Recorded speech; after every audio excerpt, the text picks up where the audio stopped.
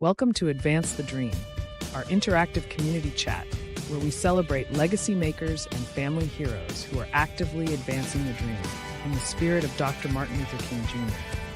We talk about health, challenges, highlights, and heroes in an intergenerational and multicultural fashion to help his legacy of hope, duty, and equality live on. This bi-weekly series, powered by the Force for Health Network, is streamed live to Facebook, YouTube, and LinkedIn at 8 a.m. Pacific Time and 11 a.m. Eastern Time, then shared afterwards at advancethedream.com. We welcome your comments from any platform you are watching from to join our discussion and encourage you to get engaged and to join our community for free. Now let's meet our hosts, Dr. Robert Gillio and Lucy Howell from the Force for Health Network, alongside our strategic partner and National Community Director for Advance the Dream, Mr. Joshua Williams. We hope you enjoy the show. Hello, everybody. Welcome to another edition of Advance the Dream, our bi-weekly interactive chat where we get to talk about heroes, highlights, and the issues, all in the spirit and the legacy of Dr. Martin Luther King as it addresses disparities and opportunities to improve, the potential for better outcomes for everybody, right? Today's episode is called Election Over, Now What? Right? I'm joined here with my co-host, Dr. Robert Gillio, out of State College, Pennsylvania, and of course, our national coach and leader for Advance the Dream, and also representing You Do Matter out of Florida, the Panhandle, Gadsden County, Mr. Joshua Williams. How you guys doing this morning? Good morning, Lucy. Good morning, Rob. How you doing? Good morning. You know, as we were preparing for the show this weekend, I just feel like the last time we were on together, we had talked about a special election. I was trying to bring that graphic up. The last time we were on, we pulled together and said, hey, last call, get out to vote. Let's exercise the vote. Everybody voted and the people spoke. Right. And so now I feel like people have had a chance to absorb, decompress. And now I don't know, I just feel like we're kind of in this now what type of situation. I don't know. So I wanted to open it up with this concept of, we've got some serious upcoming changes in leadership. And Rob, I don't know about you, but I just feel like not sure what to think. This full swing in the space of going from one ideology to another, and so wanted to maybe use this as a frame. Of course, coming up in the show, we'll go ahead and talk about. So we'll open this executive chat up with talking about this health. It is Summer Cancer Awareness Month. So we're going to go ahead and get a medical minute in from Dr. Rob here in about 10 minutes. But from Rachel Levine, Admiral Rachel Levine, MD, to Robert Kennedy, Jr., shifting and navigating this leadership change at the Health and Human Services National U.S. agency. I figured we could go around the table and get some thoughts on this. Wow. Well, it's you have to grow and adapt with your perspectives over time and deal with things you can or can't control. Of interest, I knew Richard Levine when he was an adolescent psychologist at the Penn State Hershey Medical Center, where I was doing work as a pulmonologist.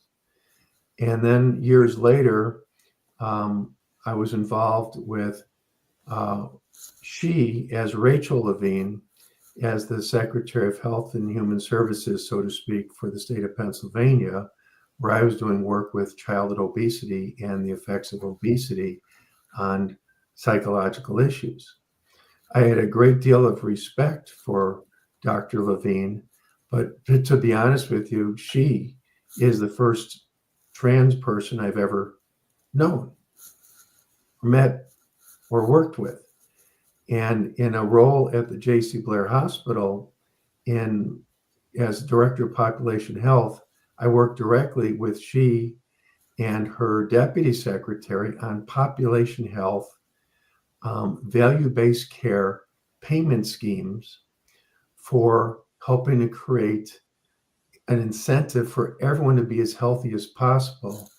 And she motivated and educated me to help guide the Force for Health Network to look at what the individual could do as a person with an illness, or a person with a body that might be able to prevent an illness, as a person that lived with a family member with an illness, as a person in a community building buildings or providing food in that community or other policies, et cetera, or as healthcare. How could you win as a community?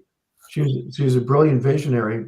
In her role in Health and Human Services, she wasn't able to pull a lot of that off, unfortunately.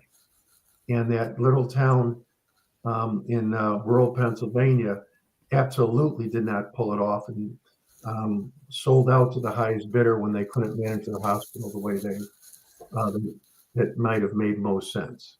They turned down a grant to be a pilot project in this program. So I loved Rachel Levine, but I hated the fact that things didn't get done the way she visualized. Now, going the other way, I hate what Robert Kennedy visualizes. And I hope he doesn't get it done in many ways. And I'm counting on the individual person and on the local doctors and local communities to make sure that their kids get immunized, to make sure that they're looking out for those of us with social determinants of health issues as not necessarily a weakness of a personality, but a weakness of a community. So we have to focus hyper local and advance health literacy as much as possible. Do I feel strongly about this? I actually use the word clown car to describe some of the appointments that were being made by the president-elect. I give them the benefit of the doubt. I'll see what they do. I'll have to adapt like I had to adapt to Richard Levine becoming Rachel. I'm an independent, not Republican, not Democrat. I'm an independent, but I'm a northern white guy in rural Pennsylvania. And I have to adapt to the way people on the left and the right see things. But I think it all comes down to that learn it and live it for the individual to be resilient in this time of change. All right, I'm gonna shut up because this is not my show. I'm just a co-host. Well, Josh, like I said, if we go around the circle, Rob, you are our chief medical officer, right? I just represent the standard Main Street, boots on ground mama, right? Kind of your average citizen that's wanting to lean in and say, who am I supposed to listen to? And where am I going to be able to make some health decisions? Because it is a big swing from a Fauci immunization stuff to something in the middle, to now somebody who is known to say that he doesn't believe in immunizations. And so, yes, there's been bloat around the pharmaceutical industry. And so I don't know if the truth is somewhere in the middle or what. Josh, I mean, you're sitting there, your role as a dad, right, as a leader, how do you respond to this? Or do you even care? Does the fact that Health and Human Services leadership even come into your life and world and play at all? Do you have a response on? Well, it comes into all of our lives, to tell you the truth, Lucy, from the standpoint, but this has been politicized. I think everything has been politicized, not to a point where none of us truly understands what's going on. When you look at the different opportunities, when we say different appointments, I expect someone to be appointed that at least I wouldn't go to the doctor expecting my car to get fixed. I wouldn't go to the bricklayer to expect him to build a frame. It's just it's like everything is so politicized now that it doesn't make a difference. It's whoever I want or whoever I could support or put in that position, they can do the job. And I think that there should be some type of historical purpose for a person being appointed to anything. You should at least know what you're being appointed to or what you're planning on doing, or have some type of history or path that you have taken to provide this type of services to the people of these United States. Yeah, beyond loyalty versus credentials, training, experience.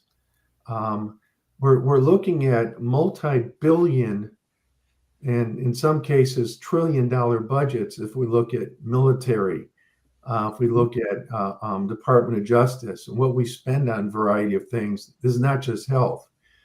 I have 5 daughters and 4 granddaughters.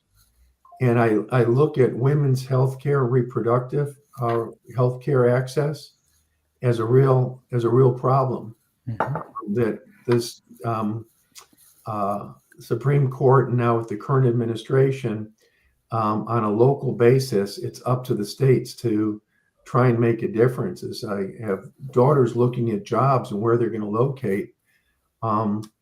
Does this surgeon want to live in this state versus that state to raise her daughter?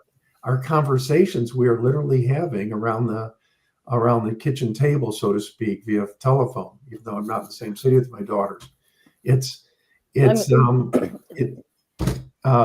begs for people to take personal responsibility, get as knowledgeable as possible, so they can make the best decisions on policies, not just their health care, not just on as they are on juries, etc.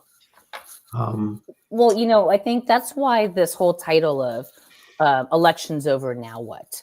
Because I feel like and this is why exactly we're doing this show, right? So that we can have a platform for discussion. I find it difficult to even have conversations within my own family. I kind of sit in the middle saying, okay, well, he's our president now, and we have to have comfort and confidence in some degree of being protected as citizens. There's these changes and these decisions taking place, but I keep getting in, quite frankly, some debates and some confrontational debates, even with my own partner, right? My own husband, and he is happy to come on the show and state his position. But I just wanted to start talking about this, and I think that we need to continue talking about this in an unpoliticized view and filter and lens, so that we can, share about some of the feelings of, wow, I just feel a little uneasy, although because we've been concentrating on the science of health, right? And that's what I think I'm hearing you say, Rob, is that we really got to go to our inner circle, right, on our logo up here, where the force for health really starts from owning your own health and understanding your own health literacy needs for yourself, your family first and foremost, and being as knowledgeable as possible. It's not just the science of health, it's the science of population health. So there's the anatomy and the physiology, how your body's built, how it works, what can go wrong, then how to deal with the doctor, how to deal with the social worker, etc. But also how to prioritize and access things like transportation, food, adequate housing, how to create a social structure around you, that second and third circle, to support you on a local basis when you get sick, when you get mentally ill, when you lose your job, or when your neighbor needs a wheelchair ramp. How do you surround yourself? Everything's local. It gets so local. And I want to comment on one of the things you said. This is a place to talk about things. This is also a place to listen. And the issue with conversations is that I think many folks have been repeating lines and spitting them out as quickly and as loud as possible, and not listening to arguments and or precedent and or feelings on the other side. I know in people I love in this household, perhaps, or at least in my greater family network, have voted for people I disagree with.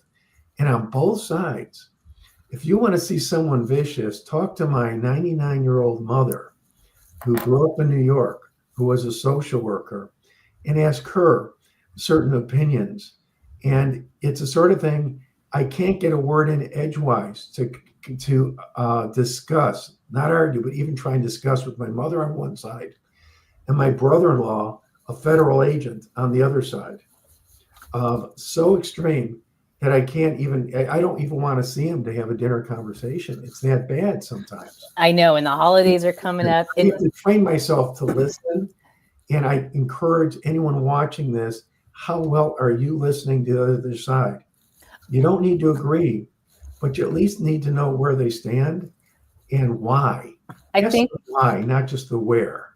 I think that the next Advance the Dream broadcast, we should have a segment on Civil Discourse 101, and almost like help train. Where are you getting this from? You're just getting out this rhetoric from the left. We're not practicing or role playing now. I know that's where you're going, Josh. Before we kind of lean into helping us increase our health literacy with the spotlight on stomach cancer awareness, what are your kind of closing thoughts around here post-election with, put your alpha hat on, put your dad hat on, put your African-American male hat on, what are your perspectives 10 days out? Well, the election is over with, Lucy and Dr. Rob, and there's nothing we can do about the election results.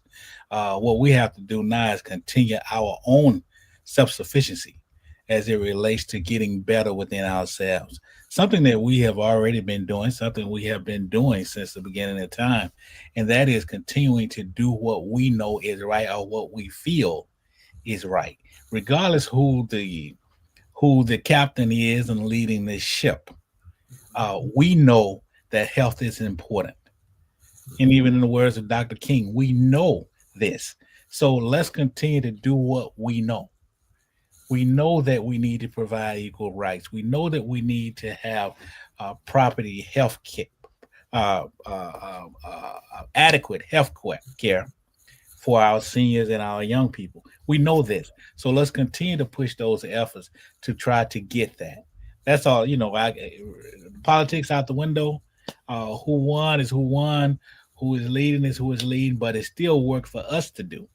And no matter how much or who gets into the driver's seat, we still have to do that particular work. So our work does not stop with the leader, with the change of the guard. We have to continue to push and challenge people to become better. As Doc would say, we have to continue to learn it, we have to continue to live it, and we have to continue to share it. That's right. I think you used a term there, and I'm just going to play with this a little. Adequate health care. We need to transition and not get from a victim mentality to adequate self-care. Mm-hmm. It's okay to take care of yourself mentally and physically so you can be there for others, despite who the leadership is. I mean, I grew up with, let's just call it extensive white privilege, even though I didn't come from a wealthy family. I'm a white kid that got educated by public schools in the suburbs and got one of the best educations you can imagine a person on earth can get. I'm just so privileged in my lifetime. But I have to focus now on my self-care. Whereas, Josh, many of you and your ancestors for decades or centuries have been on the outs of who's in leadership. This is a new thing for me, all right? But it's been a centuries long issue, I think, for many people in a minority setting or stage in this country.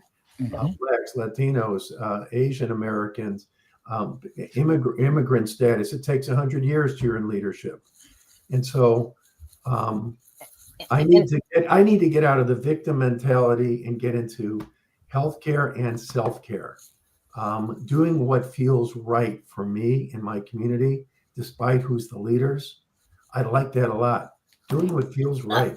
And on that note, because I do play the role of timekeeper here, let's go ahead and learn more, in terms of health literacy. So November is Stomach Cancer Awareness Month. I almost kind of played with the title of ensuring a healthy gut to navigate these changes. I was trying to because this really is going to be a gut check, right?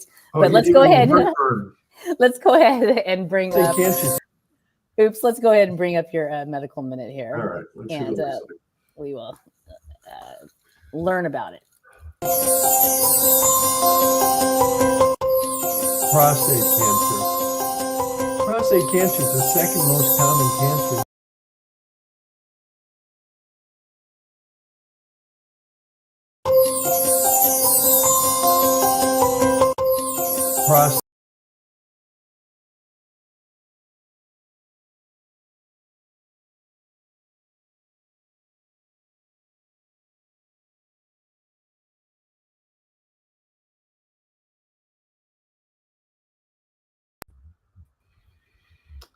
Why that video is double playing here. If we can go grab the real one, we'll go ahead and play it at the end. But I don't want to spend much time more here trying to fix the issue.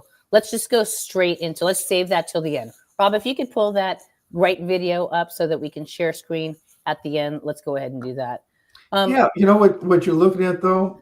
That's an error, I think, on my part of labeling a video with the wrong graphic. So I'll take responsibility for that. And if we don't play it now, we'll put a link to it later. But I'll get off camera at some point here and find that.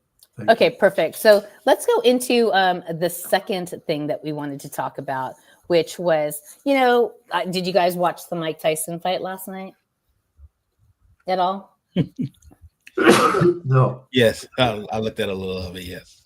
I mean, let's just talk about this for a second. I mean, a 58-year-old Mike Tyson stepping into the ring with a 27-year-old, right?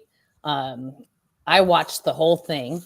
I thought it was interesting. I think Netflix, on my big screen, it was glitching. I don't know if it's because the whole world was trying to watch in. It was actually streamed live on Netflix for free. I assumed it was a pay-per-view, so I didn't even think about trying to go find it. Had to end up watching it on my phone because that was the clearest broadcast version of it. But just starting with the age deal was a trip, to think that somebody older than me, a baby senior, was going to step into a boxing ring at the highest point and fight a 27-year-old. Now, of course, if anybody didn't watch it, he did last the whole 8 rounds. He had some moments of brilliance, and then it was a decision for Jake Paul. I mean, it was obvious that he didn't have the energy, but I really didn't want to talk about the performance. I wanted to talk about I'm having technical issues here. Absolutely nothing. I wanted to talk about this. Well, and your return. So this 14-year-old girl was interviewing Mike Tyson before the fight. And we lost Rob, is interviewing Mike Tyson before the fight. And she asked him about legacy. And let's just watch this right now, and then we'll come back and discuss it. Okay? Stand by. Into the ring for this fight, you are setting a monumental opportunity for kids my age to see the legend Mike Tyson in the ring for the first time. So after such a successful career, what type of legacy would you like to leave behind when it's all said and done? Well, I don't know. I don't believe in the word legacy. I just think that's another word for ego. Legacy doesn't mean nothing. That's just some word everybody grabbed onto. Someone said that word and everyone grabbed on the word, so now it's used every 5 seconds. It means absolutely nothing to me. I'm just passing through. I'm going to die, and it's going to be over. Who cares about legacy after that? What a big ego. So I'm going to die. I want people to think that I'm this, I'm great. No, we're nothing. We're just dead. We're dust. We're absolutely nothing. Our legacy is nothing. Well, thank you so much for sharing that. That is something that I have not heard before, someone say that as an answer. Can you really imagine somebody say, I want my legacy to be this way when you're dead? Why do you want somebody? You think somebody really wants to think about you? What's the audacity? I think I want people to think about me when I'm gone. Who the fuck cares about me when I'm gone? Well, my kids, maybe, or grandkids. Who the True. fuck cares? And again, thank you so much for sharing that. You know, I saw that and I immediately, because of course, the whole spirit of the show is elongating a legacy of an incredible leader, right? I lived my life trying to feel, what can I do to leave a legacy? So it was just such a strange, response. And Josh, when I was talking to you about this yesterday, you offered up a different perspective. So I said, we have to talk about this on the show. I immediately, so many people on the comments were saying, oh, he's a legend, And my immediate thought was, what a depressive way to live. What a sad statement to feel like you are living your life without purpose, or the fact that you might want to leave a legacy. That was my response to it. Don't know if that's too harsh, but Josh, you had kind of some different opinions on that. So let's talk about this. You've got someone, Mike Tyson, whether or not he deserves to be in some type of influential role, he is a sports icon and people are listening to him. And hats off to that girl who interviewed him, because she really handled herself beautifully and professional, I thought. But how do you react to Mike's interview? That was, like I said, it was different, Lucy. It was different. But once again, there's different strokes for different folks. I don't think his comments were as negative as some people may have looked at him. How he feels about himself as being a legacy. There may be some attributes to that we don't understand. And that's what I was saying yesterday from the standpoint. Some people do feel like, well, I'm just a man. I'm just here. Don't put me up on a pedestal.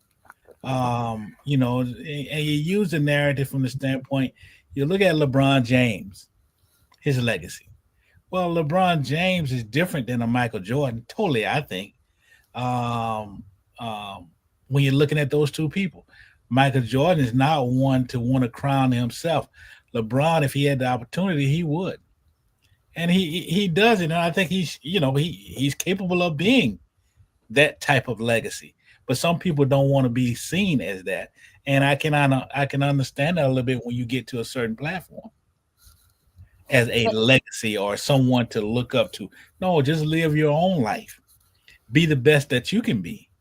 But like I said, I didn't take it as a negative point. But once again, like you stated, no matter how he looks at it, he's going to be considered a legacy off of what he has done in his life, or at least an influence. Exactly, and an influencer to a whole generation who has kind of idolized him but not seen him.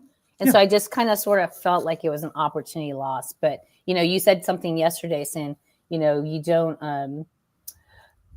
don't see the perspective from which he says that. No, because of the things that have happened to him, the things that he's had to endure. And like we say, just because you play a sport doesn't mean that you are a icon or leader, right? Exactly. It just happens to put eyeballs on you. Exactly. And there are people that don't want that. Charles Barkley is like the perfect example of like, don't put me as a example of what to do. I'm an imperfect man and I do things that you probably don't want to tell your kids, and that stuff. But I just thought it was harsh to maybe, have that. Rob, we had this conversation yesterday and, share some of your thoughts about rewatching that video. But I think you may have seen the whole thing for the first time just now. I just saw the video for the first time. I saw the results of the fight on the news and I learned that the winner won 40 million and the loser won 20 million. Yeah. So at 58, would I have been willing to be knocked out and potentially die to make $20 million for my family? Hell yes. Yeah. Oh, yeah. Okay. Yeah. So looking at it as a business proposition, almost an embarrassment of I'm so depressed and potentially suicidal of what I've done with my life, just beat the heck out of me and give me $20 million. Thank you. And I'm set for life. And so is my legacy of the next 20 generations of my family wealth. Unless you're an idiot, you can turn that 20 million into 200 million in about 5 years. Once you're at that level, unless you claim bankruptcy every other company you start, but that we won't go there. The thing is, I think some of us that aren't endowed with a stellar body, Excuse me. you know, I was born with some congenital issues, and I've been overweight, and I've done the best I can with this body. So I'm no sports star. And I tried in high school and college, but I spent more time on the bench than most athletes ever have. The point I'm getting at, though, is you can be a legacy and have a legacy even just as a father, as a brother, as a wife, as a sister, as a husband. And you can leave behind what my mother used to say to us is, was it a good day? And a good day for her was, did you make the world a better place a little bit for someone before you went to bed? That's a legacy. I'm sorry that man doesn't view it that way, and he views legacy at a much higher level. I'll take little increments of the gift we were given to have this body and this brain in this world, born in this century. We have to work on protecting the gift and gifting forward. What we give forward is our legacy. If on my tombstone it said he was a force for health, that's all I'd want. That's it. And if that philosophy was in a couple other people, on occasion they made a couple healthier decisions, that's a legacy. Or maybe they didn't have that heart attack down the road because they never started smoking because I helped influence them. That's a legacy. Well, let's now kind of lean into the third bullet point of what we wanted to take, because now if we look at Snoop Dogg, right? Wow, Olympics, The Voice, the fact that he's actually coming to Tucson, you know, my community here at the end of the month, because he is the new sponsor of our Arizona Bowl. And again, we have this conversation around, and it's interesting how people have these strong opinions about who he is. I want us to watch this, and then I want us to go ahead and to talk about, can somebody change? You know, how is it possible to maybe have a different perspective on somebody? So let's go ahead and watch this. You try to pick up all the pieces. We need to see more black kids like this. In the beginning, when I first came out, I was a representation of the wrong side of what we look like. I want to commend your parents, your grandparents, and everybody for raising you the right way. This is what a young black kid looks like. Every day you try to pick up all the pieces, all the memories, they somehow never leave you. Nobody sees you. Nobody would believe you. But God only knows what you've been through. God only knows what they say about you. God only knows how it's killing you. But there's a kind of love that God only knows.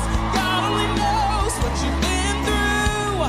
God only knows what they say about you. God only knows the real you. But there's a kind of love that God only knows.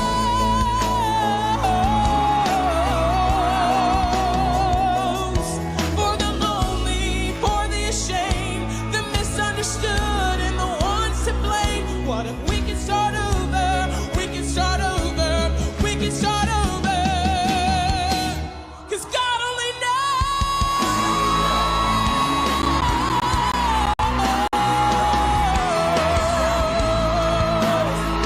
He only knows.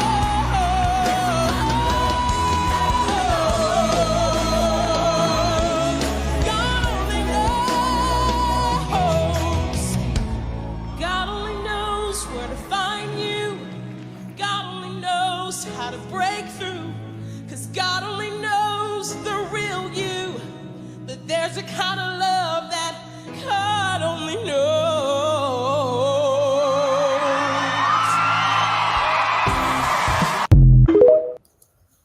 So I think that it has been so interesting because we have our opinion on certain people and whether or not they change throughout life. I've been very involved with the Arizona Bowl since almost the beginning, helping activate the tailgate. We had a bumpy ride the last 3 years because we had a sponsor, Barstool Sports, that came in very controversial based on, certain things that the leaders, have said, and their kind of machismo look at things. And it's interesting how people either loved or hated that. Now we've got Snoop Dogg in the house representing it, and I see a lot of love on that. But then there's still this pot smoking gangster, rapper type of mentality. But the more I learn about him and his commitment and give back to the youth through sports and community, and being publicly stating things like that when I was your age, that's the wrong type of image. That's not what we want. I don't know. I just started crying, honestly, when I saw that. So, let's go around the table really quick and react. I'm going to start with you, Mr. White Dude in rural Pennsylvania, with an opinion. How does watching something like that affect you? Who's Snoop Dogg?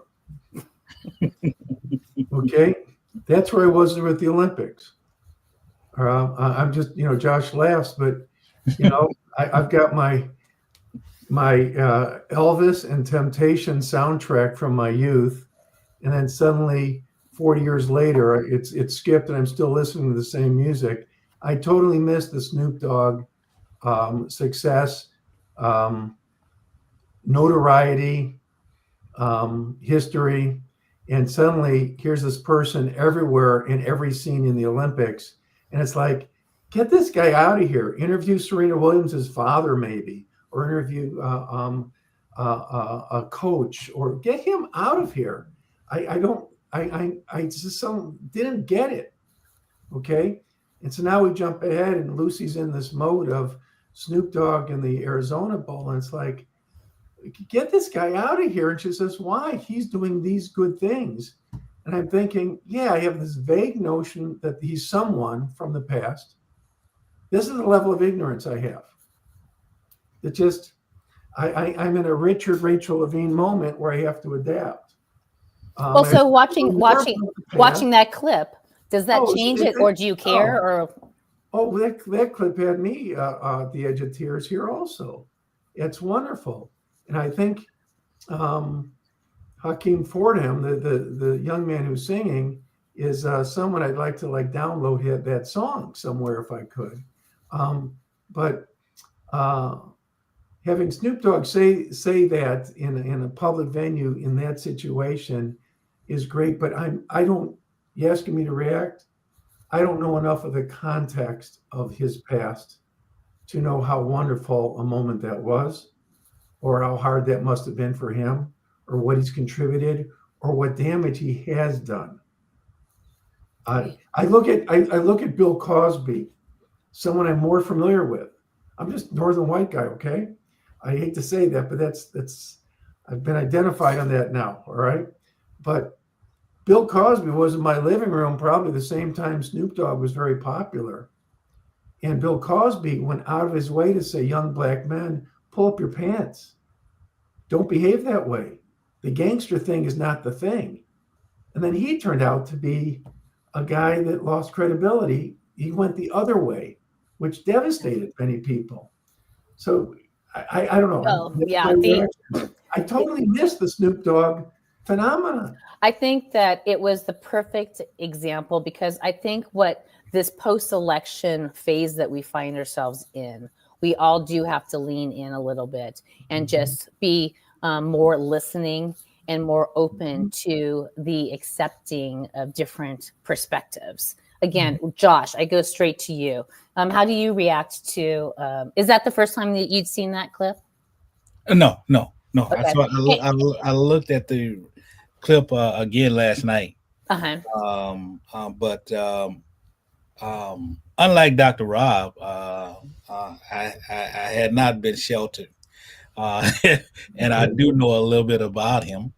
Mr. Broadus, the good thing about that, though, Lucy, that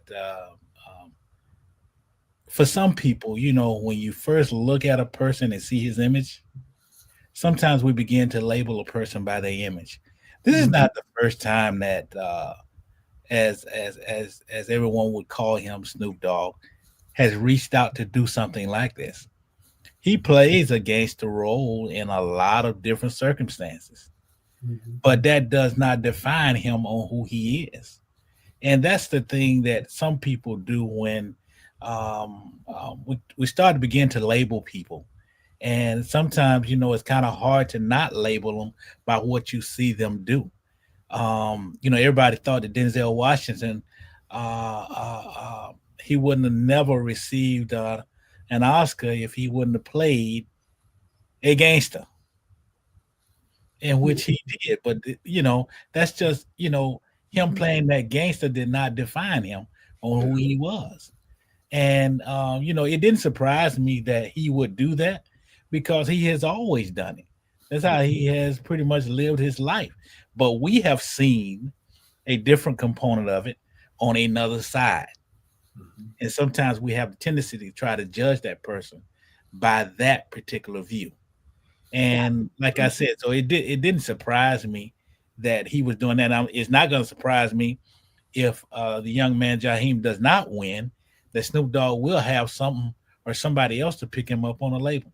I am sure that will happen. Yeah, but you talked legacy before, and I think this is a great example of someone looking at a situation saying, what do I want to be known for? And I'm really encouraged and inspired by Snoop Dogg's recent activities. The more I learn about him, and I'm proud to help support whatever he's doing with the Arizona Bowl, with our other Force for Health activities at the Arizona Bowl. But that's legacy, and that's someone taking an initiative and saying, and not just what I want to be known for. I just want to do something. If I'm known for it, God bless me. But just giving that kid that compliment in that venue. And I think watching the young singer Hakeem, you know what he reminded me of? He reminded me of every single young student that you've brought to the table, Josh, that have kind of been going through You Do Matter. Just the ability to surround young men, not just Black men, young boys, that kind of 8 to 14-year-old range, with mentorship and guidance, so that they can navigate through the tough times of middle school and high school with anchor, right, and purpose. I, again, get a little almost emotional because I've just been so impressed with the young 18-year-olds, 21-year-olds, 12-year-olds that you've brought to the table, introducing into our sessions, U.S. state representatives, and being able to hold themselves so professionally. And, I think that as we navigate this post-election change, we got to set ego aside. We have to be open to listen. I'm just going to keep coming back to that. Listen, and not label, right? Rob said something earlier, and I was like, oh, I'm going to kick him under, but that's okay, because this is literally what this platform is for. Clown car. When you said that, it was triggering to me. But it's how you feel, right? And so, like, I can't have, and again, I'm not saying anything that my husband will get mad at, but when I start defining a position and defending a position, I automatically get labeled as Trumpster.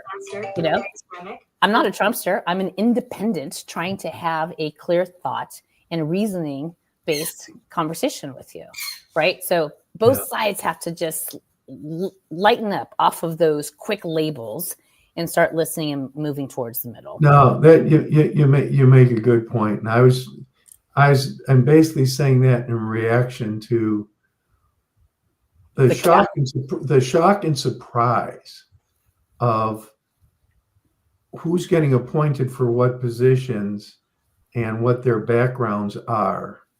As the person, for instance, who's getting my former high school fellow alumnus, the current attorney general, who spent his entire life in the legal system, being replaced by someone who spent the last 4 years being investigated.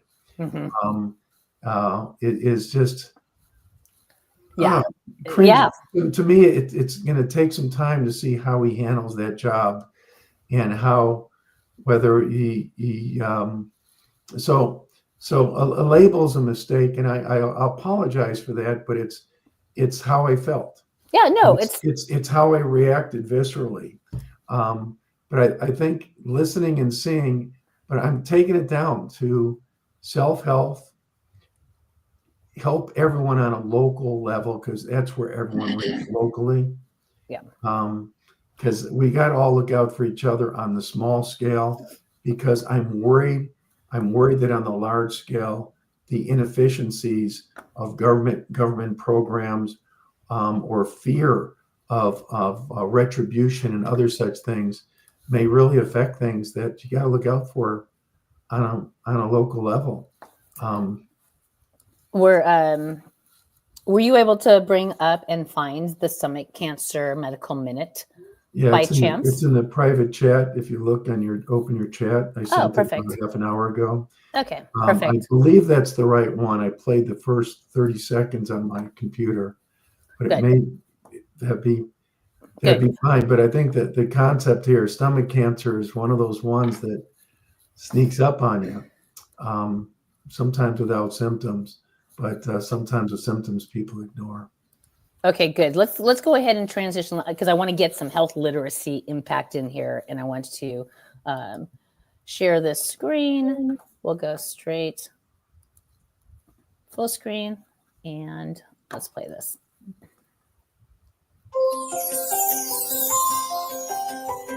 Stomach cancer, gastric cancer, it accounts for over. Oops. Prostate cancer is the second most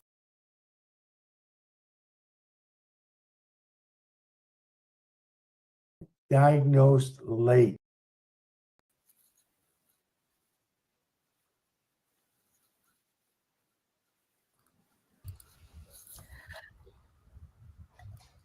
Let's try. Oh my gosh. Who's the producer on this show controlling the panel? Can't hear it. More advanced. Well, what should you do about it? What should you ask your doctor? If you experience persistent digestive issues, especially if accompanied by weight loss or unusual discomfort, talk to your doctor. Screening options are limited, but early consultation and an early look with a scope or a CAT scan or both can lead to prompt testing and improved chances of early diagnosis and treatment. Learn it, live it, and share it. Be a force for health. If in doubt, ask about it. Can you hear me? Yes. I can. I don't know what happened there. It's just a technical thing where we had two videos with the same label and name on it, and the sound didn't come through. But the bottom line is, it's not an obvious thing like something growing on your skin like skin cancer where you can see it. It's vague. And it's one of those things where with persistent symptoms, just let the doctor pat you on the head and say, honey, just a little heartburn or just a little stomach pain. And then you're vomiting blood or something when they finally look down. If you have persistent discomfort, especially if it's accompanied by weight loss, ask your doctor, could this be stomach cancer? A quick look with a scope, early diagnosis. If you catch it when it's small, it's removed, you're done with it. If it's through the stomach and into the lymph nodes, it's a very, very challenging cancer with very major surgeries in order to treat it. So be an advocate for yourself. Keep asking, could this be the problem? And rule it out. There's not a good blood test for it. You got to be an advocate. Yeah, sorry about the technical difficulty there. Of course, these are over at theforceforhealth.com. You can actually earn a badge by watching a medical minutes on the condition, and also a 360 tour. We've got some couple minutes left. Do you by chance have the 360 Human Explorer tour on cancer brought up?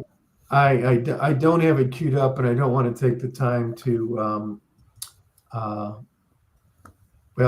or right. Um, I don't have it queued up here. I have it queued up. So Okay. let's go ahead and Please do. Yeah. I don't want to be the guy with the technical screen sharing issue. I'll let you have that problem. okay, perfect. Bring it up. I So can flip you through. I think that this will hit the spot because it is a 6-minute long video. We did get a late start, but let's go ahead and consume this so we can feel like we transfer that information on Stomach Cancer Awareness Month. So give me a second. And we'll go right here.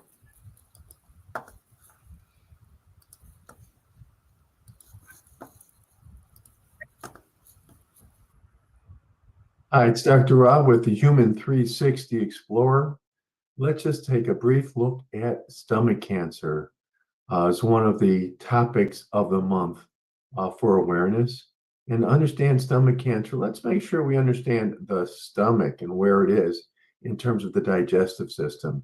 As I zoom in and zoom out, I'm able to view the male body system called digestion. And I'm rotating sideways to have you understand that the digestive system starts at the mouth and the salivary glands, which make some enzymes to help moisten the food like saliva, and enzymes like amylase to help you swallow it down the esophagus, which is a pipe that ends up into this thing called the stomach. All right. The stomach, if I zoomed in a little bit there, you can see that the stomach empties into the small intestines with something called the duodenum, the jejunum, and the ileum, and then eventually into the large colon. And you eventually digested food as it transverses all the way around from the small intestine into the large intestine, across the top, underneath the stomach, and then down all the way to the anal area where you poop it out. All right, you see where it's at? There's things like the liver and the gallbladder and the pancreas that are situated near the stomach and the jejunum and duodenum, where different liquids and fluids to help with digestion are housed. But let's go, and if you notice, when you get inside of our system, over here, you can pick a system, but once you're in a system, you can also go back and go to the course about that specific system and look up a topic. And here I've looked up stomach cancer. So if we were to look at the stomach in cross section, you have an image that looks something like this, where the esophagus comes in. There's these folds in the stomach, and this is a muscle that churns and churns and churns and mixes up the food. So if we looked at what is stomach cancer, now that we know where the stomach is and what it does, let's go find that image and see if we can visualize this a little clearer. So what I've done is I've gone over here on the right side, actually it's the left side, depending on how I'm looking at screens and things, into the menu on the digestive system. I found stomach cancer, clicked on it, and it brought up this image. And this image, if you notice, has that inside of the stomach there. I'm going to make it a little larger there by clicking on that box in the lower right. It was over here.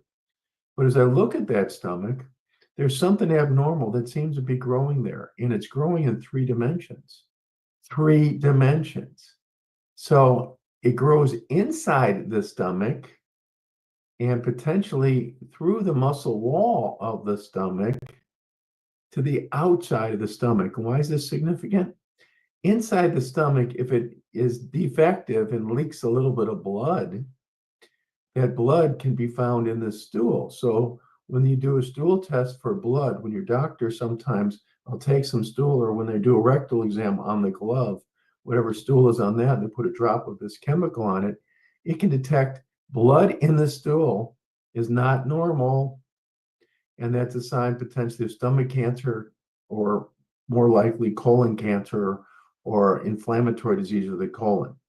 The stomach with a mass in the stomach also can block things off. Remember I said this thing chews and chews and mushes your food around and mixes it up like a blender almost. It doesn't spin, but it just keeps squeezing your food and breaking it down, letting those enzymes work and making a mash out of the solid food. It becomes more like a mush or a mash. But anyways, it can sometimes block the flow of that happening, and you can have food staying in your stomach or getting stuck, and an uncomfortable feeling. If it invades a nerve, it can hurt. When it goes to the outside, sometimes it can spread to adjacent organs and cause stomach cancer, not just a stage 0 with a tiny little guy that you can see maybe when you're looking down with a scope, or stage 1 or 2 or 3 like this, where it's through the wall. But stage 4 is where it spreads literally to the lymph nodes or to local structures. So as we think about stomach cancer, it's part of your digestive system. It can present with a sense of fullness, pain, discomfort, and sometimes with bleeding, such as a bleeding ulcer, sometimes with vomiting blood.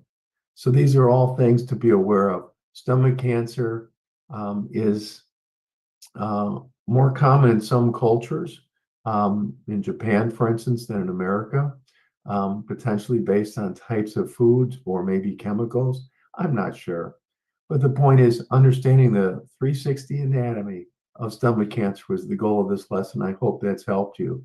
Don't forget, once you're in 360 Human, click to those menu items and explore further. You get points for everything you're doing in Reality Health Games, but you're also getting points here in advancing your own understanding in health literacy.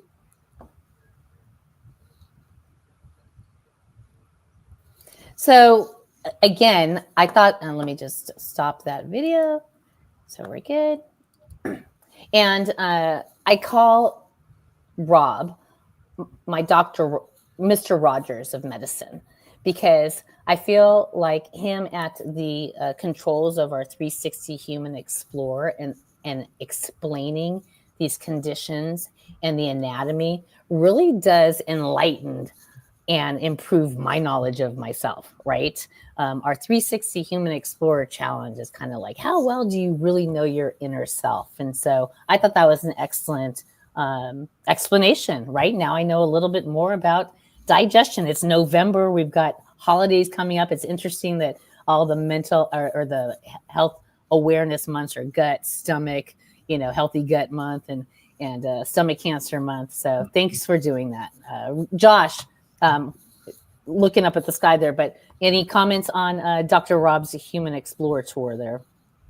Oh, I think that's a great idea. I want to talk to him offline about some things that regarding that stomach that I spoke with him about earlier about my dad. The conversation we had about that. I still want to revisit that with you because he's still having some challenges in that area. And I consider him, Lucy, to be my Mr. Rogers as well, too, because that's at least one step I don't have to financially compensate somebody for. No. So I'm in my physician clown car, I think, with that regard. So that's I follow. I think going forward, I invite anybody with an interest in any of those 1,000 models to join at advancethedream.com. Become an ambassador, get access to those things, and then join me in frequent webinars, live Zoom calls like this, where you'll be in the room asking questions, and we'll go over things inside that Force for Health Academy, of which you can earn badges, where there's literally 1,000 different ones on human anatomy. But join our community, scan that barcode or that QR code that was just there. Glad call anytime, Josh, but anyone else, get in the Force for Health and just message me inside of the feed and say, hey, do something on, someone just asked me about cataracts the other day. Now I got to get smarter on cataracts. I'm not an eye expert, but I'm expert at becoming an expert. And I'm expert at trying to explain things in a simple fashion, because auto mechanics and art and woodworking were my favorite courses in high school when I wasn't listening to Snoop Dogg. Well, Rob, you're so funny. To bring it back to cataracts, this whole concept of reality health is like, you don't want to be ill prepared or not prepared after the fact. So, for example, the conversation I was having with you yesterday is within the last 72 hours, I have found 3 people very, very close to me that now need cataract surgery. And I, as the wife, daughter, daughter-in-law type of deal, I don't know anything about cataracts. I wish I did. I am now challenging myself to learn more so that I can be more supportive for my family and as they go through that stuff. So yes, I tapped Dr. Rod. I said, listen, I don't know anything about cataracts. Can you do some human explorer tours for us? Because what is the occurrence rate of cataract need and surgery? I'll tell you what, I had dinner with my dad last night, and yes, he's got Medicare, and he's got great insurance, but perhaps somebody in the circle doesn't, but she could go to the Philippines and have it for free. Like, it's these interesting things of like, if you have cataract surgery in this country, or this country, what are your options and how much is it going to cost you? I just think that's fascinating, and why we're trying to do this reality health games with specialties topics within the Advance the Dream deal. Just a word of disclaimer here is, I'm not anybody's doctor right now. Yeah. Okay, but I am your health educator. That's right. And I will share with you high quality education and sometimes entertainment, and even playing a game, be on the leaderboard of who's done as many of these as possible. But use what you've learned, apply it to your life, but then share your inquiry, your informed questions. Learn it, live it, share it with your doctor, your provider, to get the best advice for your situation. But join us. See that QR code? Click there, get started. Thanks for watching. Lucy, Final thoughts around the table. Let's go for it. Closing up our hour. Josh. I would just say, let's continue to enhance our own knowledge and become as safe as we could about our body and our health and social issues around our country. I'd say listen more and don't be as quick to make a cute little remark making fun of a political appointment or other issues. So listen and understand the why people feel certain ways, and expand your horizons. And since you took mine, Rob, I'm going to go ahead and deflect to my old standard that it's okay to remind myself every single week to, if you see something, say something. So you may be within your family, friends, or a group, and you're witnessing perhaps some of the stuff that we're saying, this quick judge and label. Step on in, play that moderator, and try and coach them through this interesting landscape that we find ourselves in through change.